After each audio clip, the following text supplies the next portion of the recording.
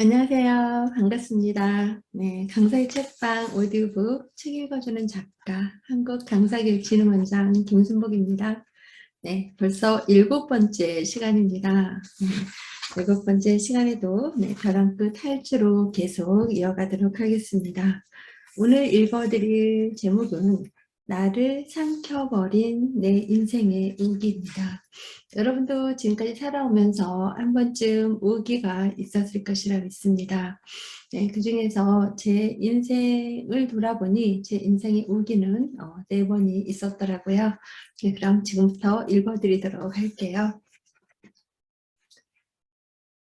나를 삼켜버린 내 인생의 우기. 양동이로 물을 퍼붓듯 앞이 전혀 보이지 않는다. 비상라이트를 켰다. 갓길도 없다. 차를 세울 수도 없다. 엉거주춤 잔뜩 움츠려 긴장하며 운전대를 잡은 양손에 더욱 힘이 들어간다. 온몸이 뻣뻣하게 굳어지는 느낌이다. 진퇴양난의 형국인 이런 경우를 겪은 적이 있는가? 운전하다 앞이 보이지 않을 정도로 내리는 소나기를 한 번쯤 만나본 적이 있을 것이다. 이런 상황에서 빗속을 헤치고 가는 사람들의 방식은 각양각색이다. 이협적인 비와 상관없이 쌩쌩 달리는 사람, 비상라이트를 켜고 한 발짝도 움직이지 못하고 도로에 서 있는 사람, 엉거주춤 거북이 걸음으로 기어가는 사람, 당신은 어느 쪽인가? 이것이 인생길인 듯하다. 소나기는 멈추게 되어 있다. 흠뻑 내리고 나면 언제 내렸는지 모르게 맑은 하늘을 볼 수 있다. 덤으로 아름다운 무지개가 선물처럼 나타날 때도 있다. 인생의 소나기. 인생을 살면서 시련의 소나기를 맞게 될 수 있다. 뜻하지 않는 어느 누군가에 의해 또는 내 의지와 상관없이 어떤 상황에 부딪혀 인생의 우기를 만날 수도 있다. 50여 년을 살아오면서 크고 작은 우기가 많았지만 2012년부터 가장 힘들게 나를 강타했던 우기는 가족의 병으로 인한 연속된 시련이었다. 첫 번째 우기는 2012년 봄, 몸이 10개라도 부족해 종종거리며 바쁘게 지내던 시기에 찾아왔다. 직장을 다니면서 시간 강사로 동원대학교와 경기과학기술대학교에서 각각 2과목씩 모두 4과목을 맡아 바쁘게 보내던 시기였다. 근처에 소일거리로 폐유지를 주워 팔면서 홀로 지내는 아버지가 계셨다. 근처에는 큰오빠도 살았지만 아버지는 까칠한 성격 탓에 혼자 살기를 고집하며 살고 계시다 폐암 말기라는 진단을 받으셨다. 가슴 중앙에 11cm짜리 암덩어리가 자리에 수술도 할 수 없었다. 팔순이 된 노인이 방사선 30번에 항암 치료 6번을 병행하면서 힘든 가정을 견뎌내야 했다.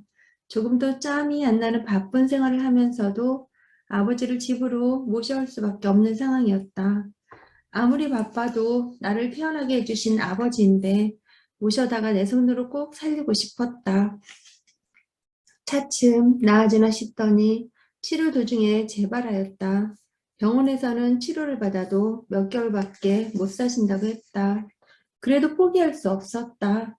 나는 아니 꼭 내 손으로 살리고 말 거야 라는 다짐을 하며 지극정성으로 모셨다. 학교에 유연근무제까지 신청해서 점심시간이면 집에 와 죽을 끓이고 상태가 괜찮아지면 뜨끈하게 돌솥에 뜨신 밥을 지어 누룽지까지 만들어드리며 최대한 맵기에 신경을 썼다. 그런데도 정신만 들면 내 속을 후비셨다.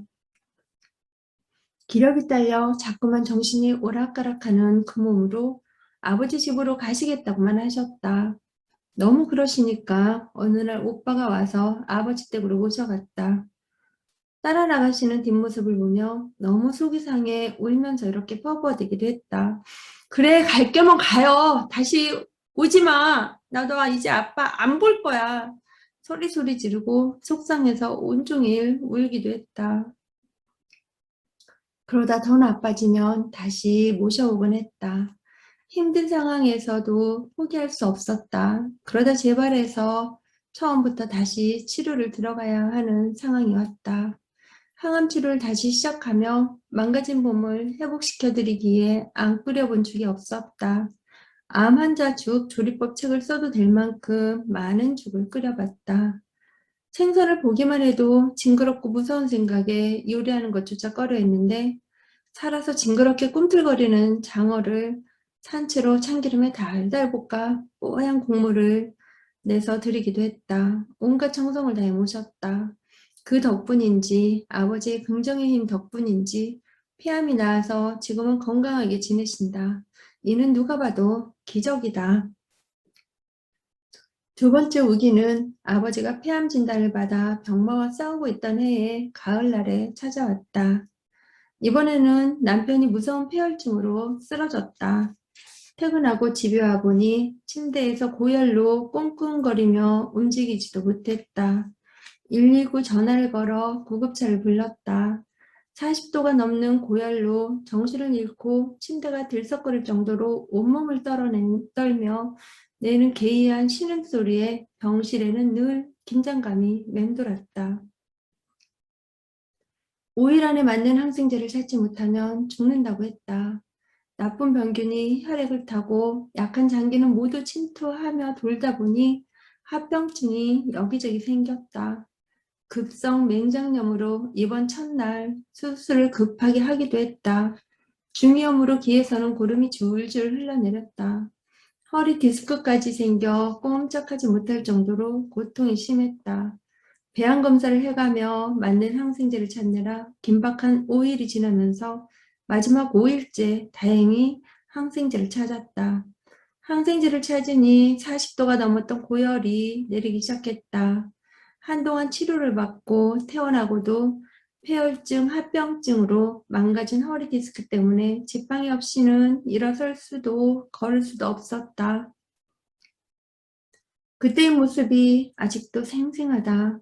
그때는 뼈의 거죽만부터 지팡이의 의지에 비틀비틀 겨우겨우 움직일 수 있었는데 체중은 15kg 이상 줄고 온전한 사람이 몸이 아프니 성격까지 까칠해졌다. 중요한 시험이 있어서 공부하려고 5일 휴가를 내고 퇴근해보니 남편이 병상에 누워 있었다. 정신을 잃고 고통스러워하다가 잠깐이라도 정신이 들면 시험 공부 못해서 어떻게 하냐며 가서 공부하고라고 내 걱정부터 했다. 시험에 떨어지면 자기 때문이라고 자책할까봐 그 상황에서도 병원 자판기 불빛 아래서 책을 펴고 틈틈이 공부했었다. 포기할까 고민하다가 시험 당일 딸에게 병실을 맡기고 시험을 봤는데 그 당시 기능직 공무원이었던 나는 운 좋게도 교육행정직 공무원 시험에 합격했었다. 세 번째 우기는 남편도 차츰 나아져가고 아버지도 치료는 계속 받고 있지만 좋아져서 그나마 숨 좀 쉬려나 하는 생각을 하고 있을 때 찾아왔다. 그 무렵 세 번째 찾아온 우기는 우리 집을 처참하게 강타했다. 그건 우기가 아니라 강력한 태풍이었다. 2016년 2월에 겨우 23살의 딸이 급성 백혈병 진단을 받았다. 골수 이식을 하루라도 빨리 해야 할 만큼 긴박한 상황의 연속이었다. 이식할 수 있는 조혈모 세포가 없어 하루하루가 피가 마르고 너무나 암담했던 내 인생의 최대 우기였다. 엄마들의 심정이 다 그럴 것이다. 내 몸을 녹여서라도 아이를 살리고 싶었다. 도와주세요. 제발 우리 아이를 살려주세요. 백혈병 한우들을 도와주세요. 피검사만이라도 해주세요. 전단지를 만들어 돌리며 골수 공여자를 애타게 찾고 또 찾았다. 신이 계시다면 제발 도와주세요. 하루빨리 골수 공여자를 만나 이식 받을 수 있도록 도와주세요. 기도도 해보고 애태우며 지푸라기라도 잡는 심정으로 여기저기 도움을 청했다.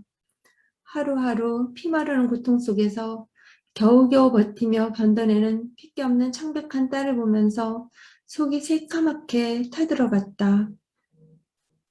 길 가는 젊은 사람만 봐도 저 사람이 맞을까? 이 사람이 맞을까? 하는 생각부터 앞섰다. 더는 울 수도 없었다. 슬픔의 깊이에 눈물이 말라 울음도 더 이상 나오지 않았다. 가슴이 새까맣게 타들어갔다. 엄마니까, 엄마가 힘을 내야 하니까 의연해져야 했다. 그렇게 착잡한 심정으로 오매불망 초조한 마음으로 공여자를 기다리고 또 기다렸다. 피가 마르고 속이 타들어가는 힘겨운 기다림의 연속이었다. 가슴 깊숙이 휑하니 큰 구멍이 뚫려 허허롭게 그지없었다. 온전히 나로 살 수 없었던 내 인생의 오기. 힘들었다기보다는 너무나 허했다. 언제 끝날지 모르는 우기 속에서 가슴이 무너져 내리는 시간이었다. 급기야 오기가 생겨났다. 왜 나를 이렇게 괴롭히는 걸까? 그래 세상아, 해볼 테면 어디 해봐. 계속 해봐. 라고 생각하며 세상과 맞서기로 했다. 끊임없이 나를 괴롭히는 세상에 맞짱 뜨며 덤비고 싶은 오기가 있었다. 그래, 죽기밖에 더 하겠어. 누가 이기나 끝까지 해보자 하면서 거침없이 세상과 맞서며 덤비기 시작했던 시기다. 네 번째 오기. 온통 딸에게 정신을 쏟으며 살다 보니 모든 생활이 엉망이었다. 딸에게 정신 팔려 있던 어느 날 베란다에 가득한 하초들이 시들어 죽어가는 것이 보였다. 죽어가는 모습이 딸의 모습 같아 안타까웠다. 하초에 물을 주다 그만 악 하는 신음소리를 내뱉으며 허리 이상을 느껴 꼼짝할 수 없었다. 신이 존재한다면 이럴 수는 없을 것이다. 이 와중에 아이는 어떻게 챙기라고 내 몸까지 꼼짝 못하게 만드는 걸까? 몸을 움직일 수가 없었다. 겨우겨우 전화를 걸어 구급차 신세를 지며 응급실에 실려갔다. 허리 디스크가 문제였다. 하루에 2번씩 병원 무균실에 있는 딸에게 면회를 봐야 했다. 입맛이 살아날 수 있도록 뭐라도 만들어줘야 했다. 움직일 수가 없어 이제는 그 일마저도 할 수 없었다. 화장실에도 남편이 들어서 변기에 올려줘야만 볼일을 볼 수 있었다. 급한 대로 꼬리뼈에 척추 주사를 맞고 열흘을 꼬박 침대에서 지냈다. 아파본 사람이 아픈 사람의 심정을 잘 알기 때문에 허리를 쓰지 못해서 고통을 당했던 남편이 지극정성으로 보살펴줬다. 딸 면회하랴, 마누라 신경 쓰랴, 사무실 일 챙기랴, 몸이 10개라도 부족했을 텐데도 힘든 내색 한 번 없이 신경 써줬다. 얼마나 힘들었을까? 계속 자리보전할 형편이 못 되어 열흘 정도 누워있다 주섬주섬 일어나 움직였다. 그러나 그게 무리였을까? 며칠 안 되어 하혈이 시작되었다. 1달 넘게 지속되는 하혈로 병원을 찾았다. 출혈의 원인인 자궁의 혹을 찾아 제거 수술을 긴급하게 했다. 자궁 수술한 지 채 1달도 되지 않아 예정되어 있던 어깨 수술은 물론 허리 디스크 시술과 목 디스크 시술까지 3종 세트를 한꺼번에 했다. 일주일 사이에 전신 마취를 4번, 1달 사이에 5번이나 했다. 딸이 입원해 있는 동안 모두 해치우자 싶어 무리를 하며 강행했다. 딸은 종일 무균실에 홀로 있다. 하루 2번 면회 시간에만 만날 수 있다. 가서 용기를 불어 넣어줘야 하기 때문에 아플 여유도 없었다. 퇴원해서 집에 오면 기력이 회복될 수 있도록 신경을 써줘야 하고 집안을 무균실 환경으로 유지해줘야 하기 때문에 아파도 아플 여유가 없었다. 하루 24시간 동안 온통 신경을 써도 갈증이 났다. 그렇다고 교육청 일까지 소홀히 할 수 없는 상황이라 아픈 내 몸으로는 정말 힘겹게 생활할 수밖에 없었다. 내 인생의 우기는 이렇듯 몇 년 동안 마음까지 쓸어버릴 깊은 슬픔으로 나를 송두리째 삼켰다. 끊임없이 벗어나고자 발버둥 쳐본들 조금 나아지나 싶으면 또 제자리 걸음이었다. 하지만 끝까지 포기하지 않았다. 올 테면 와봐라. 덤빌 테면 덤벼봐. 누가 이기나 끝까지 해보자. 오기가 생겼다고 할까? 무서울 것이 없었다고 할까? 힘든 일을 여러 번 겪다 보니 처해진 환경에서 지금 내가 할 수 있는 일이 무엇인가를 먼저 생각했다. 삶이 버거울 때마다 그때그때 상황에 맞게 내가 주어진 삶에 최선을 다하자고 다짐했다. 그렇게 다짐하고 현재에 충실하며 죽기 살기로 실천했기 때문에 잘 되든 잘못되든 결과를 받아들일 각오가 되어 있다. 돌멩이가 자갈이 되기까지 모진 풍파를 겪으며 달고 달아 반질반질 둥글둥글해지듯 까칠하고 화가 나 있는 어두웠던 내 성격이 원만해지고 밝아져 갔다. 많은 시련이 내 성격을 바꾸어주고 있었다. 죽는 그 순간까지 난 이렇게 내게 주어진 인생의 실타래를 스스로 풀어가며 최선을 다하며 살아갈 것이다. 난 신을 믿지 않는다. 아니, 신이 있다고 해도 의지하고 싶은 마음이 없다. 내 삶의 실타래는 내 스스로 풀어가야 할 나의 숙제이고 나의 몫이고 나의 운명이다. 지금까지 그래왔던 것처럼 앞으로도 내 인생의 문제는 누구의 도움 없이 누구에게도 의지하지 않고 내 스스로 해결해 나갈 것이다. 내 인생에 이러한 질곡들이 없었다면, 내 인생에 우기가 없었다면 오늘의 내가 있었을까? 내 인생의 우기마저도 값진 경험이고 소중하고 감사하다.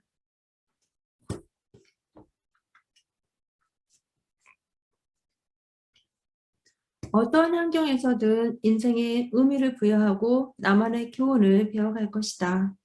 단 한 번뿐인 인생이기에 더욱 그러하다.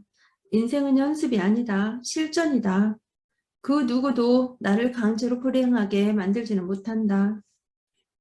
나 자신의 마음먹기에 따라 행복과 불행이 결정되는 것이다. 마음의 바닥에 붙어있는 좌절감을 털어낼 수 있도록 의지의 바람을 힘껏 불어 넣어야 한다. 내 마음의 창을 두드린 것은 나다. 스스로 일어나야 한다. 행복도 불행도 내가 만들어내는 내 삶의 결과물이다. 외부 환경과 거기에 반응하는 나 사이에는 공간이 있다. 이 공간을 무엇으로 선택할지가 곧 나의 의지이며 나는 행복과 불행을 결정할 수 있는 내 마음의 주인임을 잊지 말자. 행복할 것이냐 불행할 것이냐는 내가 결정한다. 여러분은 어떤 인생을 그려가고 싶은가? 내 생의 밑줄. 나 자신의 마음먹기에 따라 행복과 불행이 결정되는 것이다. 마음의 바닥에 붙어있는 좌절감을 털어낼 수 있도록 의지의 바람을 힘껏 불어넣어야 한다. 내 마음의 창을 두드리는 것은 나다. 스스로 일어나야 한다. 행복도 불행도 내가 만들어내는 내 삶의 결과물이다. 네, 오늘은 여기까지 읽어드리도록 하겠습니다. 다음 시간에는 한겨울에 피는 꽃이 더 아름답다입니다. 네, 많이 도움 되셨나요? 네, 좋아요와 구독은 네, 배려심 깊은 사랑입니다. 네, 그럼 다음 시간에 또 만나요. 네, 감사합니다.